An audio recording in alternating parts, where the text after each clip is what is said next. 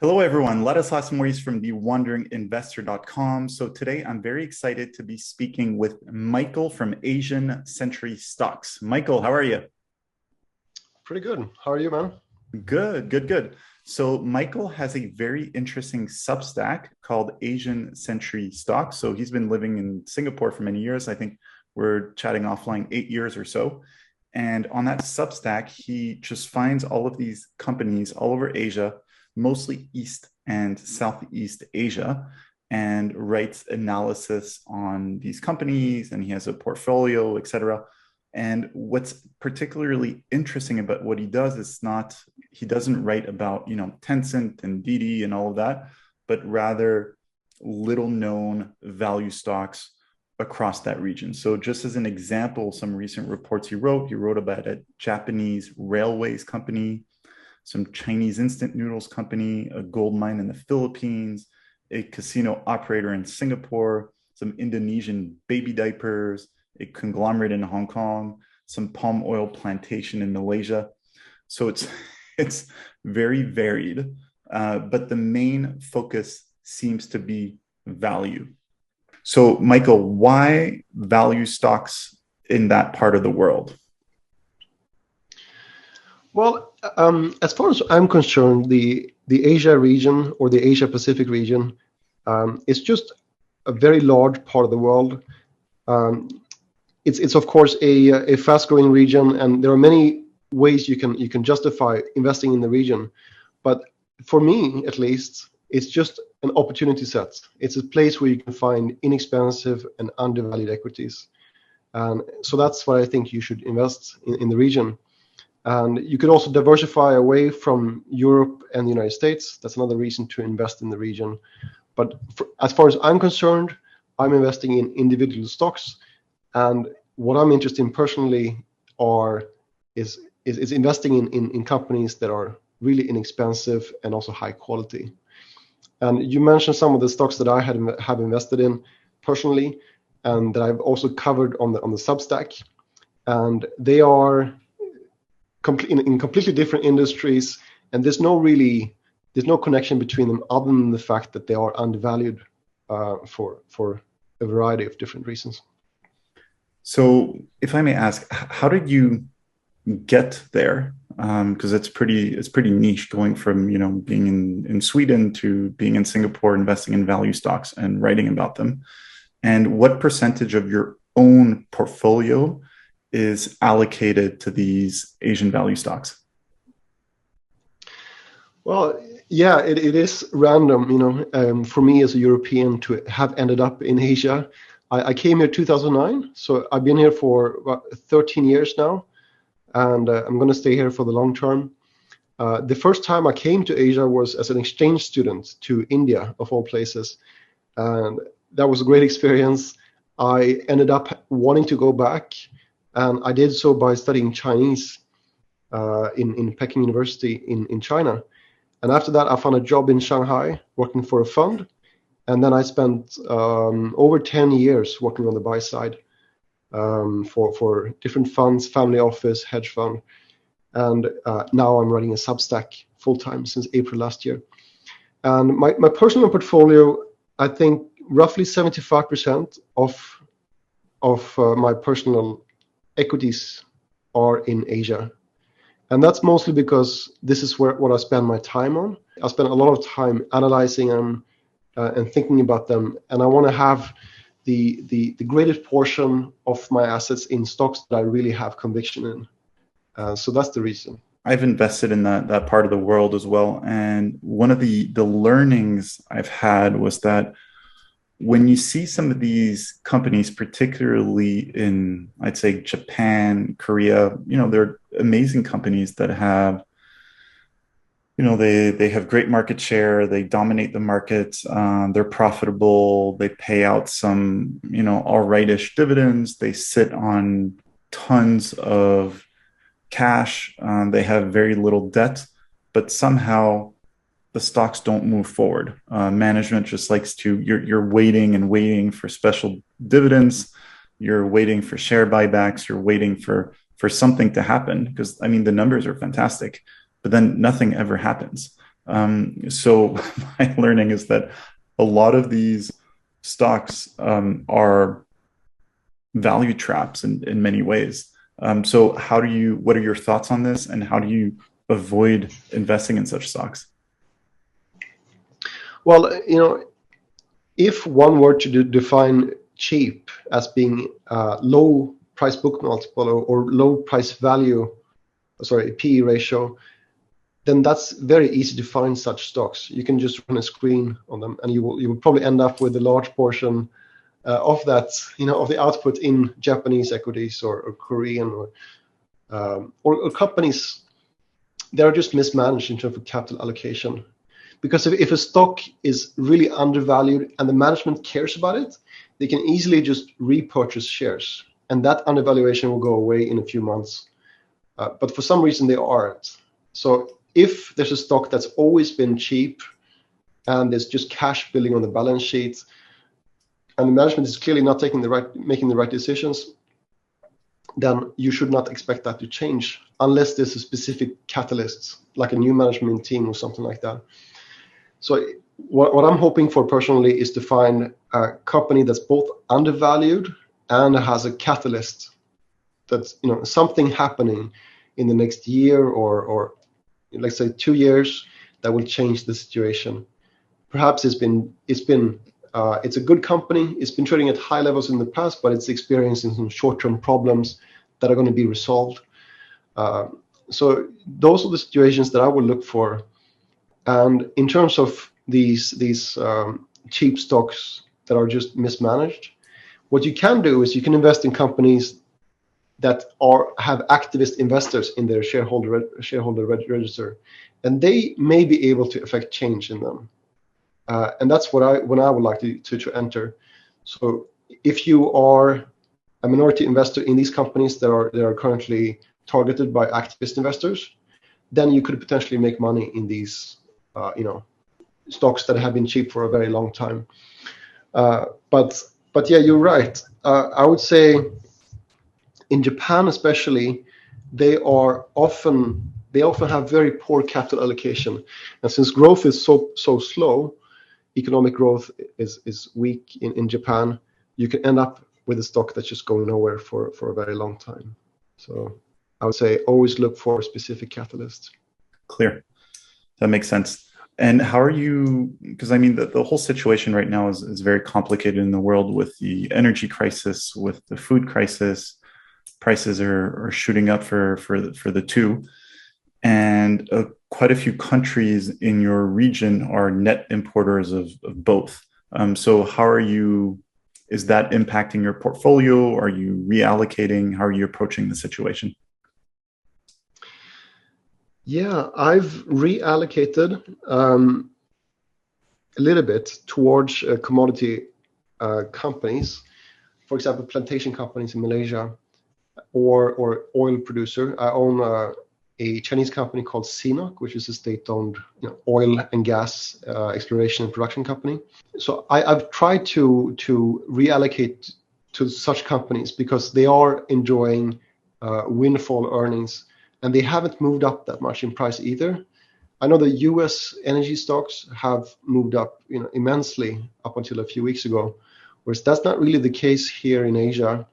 So I think there's this good value there, and you can also see the high commodity price as a catalyst, because some of these companies will have amazing dividend yields. I'm talking both plantation companies and also oil companies. What sort of numbers are we talking in terms of dividend yields? Well, so the plantation company I own could probably provide maybe 14% dividend yield forward looking for next year, and the I think CNOOC, I forgot the exact number, but it should be something like 11%, or depending on how they think about special dividends. But I think definitely double digits, I think. So pretty attractive. Yeah. I think the P ratio on CNOOC should be 3 or 4 times PE. And this is a good company, like it's a well-managed company. They used to have a P ratio of 11 times, roughly. Wow. Okay. Very decent as far as Chinese SOEs are concerned. So I've been trying, but of course also had some losses in terms of having exposure to Japanese equities. The yen has been weak for a different reason, but it is an importer, and the Philippines is also an importer. The currency has also weakened. So if you want to have exposure to countries that benefit from the current commodity boom, then you probably want to have exposure to Indonesia and Malaysia, to be honest. Clear. And how has your portfolio reacted to the washout that's been happening in Western equity markets? Down a little bit, but before the last 2 weeks or so, it's been very stable and up a little bit over the past 6 months. So in fact, this volatility that we've seen globally over the past year, we haven't really seen that in Southeast Asia. For some reason, this has been a calm, in a global sea of volatility. That hasn't been the case historically, but at least now, it's been very stable. It's a very stable market, potentially because some of these countries are commodity exporters. That could be part of the reason, but also the fact that there are almost no large active investors in the region. And when they are degrossing, they don't need to sell their shares in this part of the world. Instead, they're selling U.S. tech stocks or maybe Chinese tech stocks. So in fact, yeah, it's been quite a contrarian, I think, trade to invest in these markets, and continues to be the case. Interesting. Yeah, I see the same with my shares on various small African exchanges and in Uzbekistan as well. So the markets in the West were taking a serious hit, and then generally speaking in Africa and Uzbekistan, things were pretty much flat, maybe down 1% or something, but no real discernible impact whatsoever. And then the high dividends keep coming in. So that's been interesting to observe. So you mentioned that Chinese stock. Look, I had a learning about 2-3 months ago. I was all over YouTube buying Russian stocks as the Russians were having a go at Ukraine, and I'm now frozen out of all of my positions. Not because as a Westerner, theoretically, Russia doing something against Ukraine, actually, it's none of my business. But somehow my governments decided that it is my business and then put sanctions on Russia. And there were retaliations. And now my governments are forbidding me from buying more Russian stocks. And the Russians now don't let me sell my Russian stocks. So when I look at China and I look at Chinese stocks, and I look at some of these, especially the value ones that you mentioned in your Substack that are very attractive, very well managed. They have operations all over the world, etc. My worry is that if there were ever something to happen between China and Taiwan, we know what the game plan is. Western retail investors are going to get immediately locked out of their Chinese stocks, not just by the Chinese, but also by their own governments in the West. And this potentially could apply to Hong Kong as well. So personally, I have a brokerage account in Hong Kong, and I transferred approximately 85% of my assets in Hong Kong to other brokerage accounts in countries where I would be unlikely to have my assets frozen, just because of that geopolitical risk. Not because I want to, but because of my citizenship. I feel that now we as investors, we have to take sides with our money, unfortunately, because as soon as something happens, boom, you get frozen and you get punished. Yeah, I couldn't agree more. I think you're absolutely right. And if there is a rift, if there are sanctions imposed on China, perhaps they've been cut off from the SWIFT system, for example, that would be detrimental to. The thing is, capital controls are coming back, and Russia is just the most vivid example, but there are many countries that have imposed restrictions on capital outflows, and if there is an iron curtain being erected, or in Asia they call it the bamboo curtain, that could well happen, and I think there's a good reason to invest in countries that are kind of allies to your home country, If you're Russian, of course, you should invest in Russian stocks. Otherwise, it would be stupid to keep all your money in a bank account. You would lose purchasing power. But if you're a Westerner, there hasn't been a good decision. And I agree with you. You probably do not want to have too much exposure to Chinese equities as a foreigner. Whereas as a Chinese, yes, of course, you should invest in your local market. So yeah, I'm also thinking in that way. Like in terms of CNOC, personally, I see it as a trade, and I plan to sell it at some point, and then I will probably not reinvest in Chinese equities. Like a strategy that I've had over the past 2 years or so is to invest in state-owned enterprises, because I think the private companies are increasingly at risk of being targeted by the state. And we've seen that. I mean, that's frankly what's happened to Alibaba, for example, but also many other companies. Jack Ma has pretty much quit. And I'm not sure exactly who controls Alibaba anymore, but that's just one example. So state-owned enterprises is definitely preferable. But if you get capital controls being erected again, I mean, if there are capital controls suddenly imposed in Hong Kong, for example, that would probably only happen in a war. But if there is some kind of Taiwan contingency, if there's some military action on Taiwan, of course, that would lead to severe consequences. So in Asia, the markets that I'm personally quite favorable towards are Singapore, Indonesia, and Malaysia, and also Japan and Korea.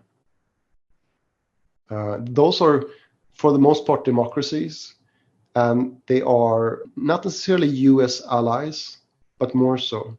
Yeah, it's a tragedy because now, yeah, you have to invest alongside your passport, even if you just don't care. I'm not very political. I want to invest where I think my capital is going to be treated the best. But now, because of the passport I carry around, or the citizenship I have that I invest with, I can find my capital being frozen.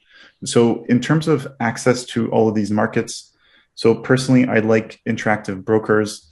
There's an affiliate link below because it gives me access to the markets in Singapore, Australia, Japan, Korea, and Hong Kong. But how do you go about accessing markets like Indonesia, Malaysia, etc., or the Philippines? Or do you buy Indonesian companies that are listed in Singapore or Hong Kong or Australia? How do you navigate this? Because they have their own stock exchanges, but they're not easy to access.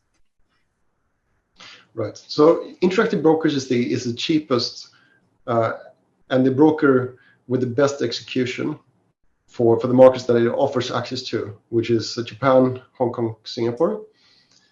And the other markets in Asia are not easy to get access to. And typically, the brokers that do offer access, they charge quite a lot, both commission and also every time you convert currency back and forth. So you could pay several percent, as much as 3 or 4%, or even more on a round trip transaction for going from USD to, let's say, Philippine pesos, buying a share, selling the share, and converting back to USD. It's just very costly. And therefore, I think if you invest in the region, you have to be long-term, because otherwise it doesn't make sense to trade when the transaction costs are this high. And commission, by the way, is typically maybe not more than 0.5%, but that's 0.5% buying, 0.5% selling. So it adds up, and you definitely want to be long-term if you invest in the region. I personally have an account with KGI Securities. It's a small brokerage firm here in Singapore. I would say most people who invest in the region are not retail investors. They're either local investors, and they have their own local brokerage accounts, like Saigon Securities in Vietnam, or maybe they have a brokerage account in Indonesia. There aren't that many retail investors who invest across the region. But the brokers that do offer access include Boom Securities in Hong Kong. They have a web-based platform which also offers access to all of these markets. It's not necessarily super cheap, but it's okay. So home security is I think is the best choice for most. And then you also have Maybank, which offers access to not all, but some of these markets, especially Southeast Asia. And there's a number of Singaporean brokers that offers access to most Southeast Asian markets, and those brokers include Philips Securities and the banks here. Cool, fantastic. Look, this has been very interesting. As an investor, I want exposure to Asia. So I do a lot of real estate. I'm kind of known for that, but it's hard as a foreigner to invest in a lot of real estate actually in Asia, generally speaking, especially Southeast Asia. I mean, you can go buy in Thailand, but that's not an investment. That's more of a lifestyle decision. Malaysia constantly has oversupply. The Philippines are not that cheap. Indonesia is not that easy to invest in as a foreigner. Same thing with Vietnam. Singapore is insanely expensive. So it's a hard market to get exposure to real estate in your own name. So I know that in your Substack you're discussing some REITs in the region, which is quite interesting, which would be one way of being able to get exposure to real estate in that part of the world. So that's pretty cool. And I think they have decent yields, right? What yields were you that you mentioned that REIT when we were talking offline? Yeah, it's a Japanese hospitality REIT. So they have business hotels in cities across Japan. And I think the yield when I invested in it was something like 10%. Assuming a full recovery from COVID. I think before the crisis, it was probably close to 5-6%. Yeah. Okay, cool. Okay, so that's one way of playing the market, and then buying all of these companies, having a small exposure, putting a few percentage points of one's net wealth in, Indonesian baby diaper companies. I could see how that long term that would do well with their good demographics. Casinos in Singapore with people in the region who love to gamble. I could see how that would be a profitable business.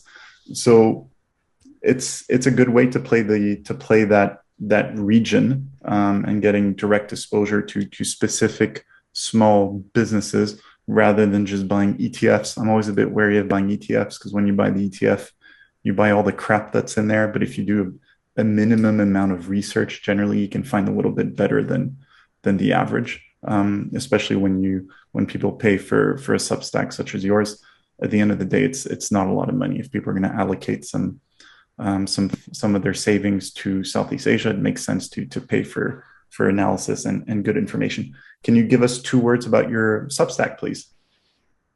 Sure. Okay, so my Substack is called Asian Century Stocks, and the idea is to look for companies that have long-term, potential.